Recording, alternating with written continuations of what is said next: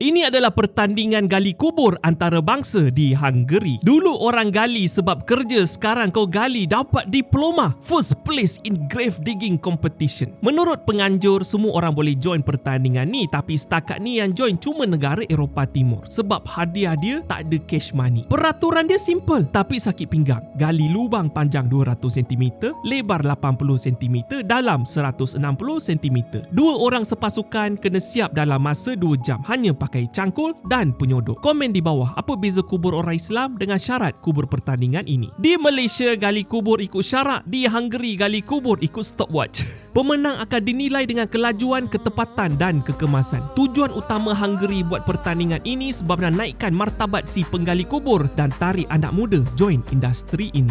Hidup dikejar tanpa henti, dunia dihias mimpi sendiri. Pangkat dikejar, nama dipuja, tapi ajal tetap akan tiba. Dalam tanah kita disamakan, harta dunia semua ditinggalkan. Tiada lagi kuasa dan harta, yang tinggal hanya amal dan dosa. Di dunia berlumba miliki, tiada puas di hati nurani. Tapi di hujung tak siapa peduli,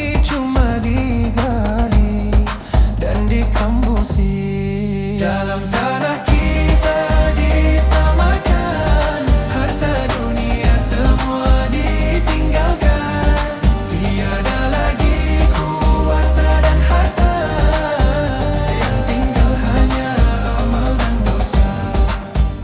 Bila tiba saat itu, tiada lagi kecualimu. Dalam sunyi aku berserah, ampunilah segala salah.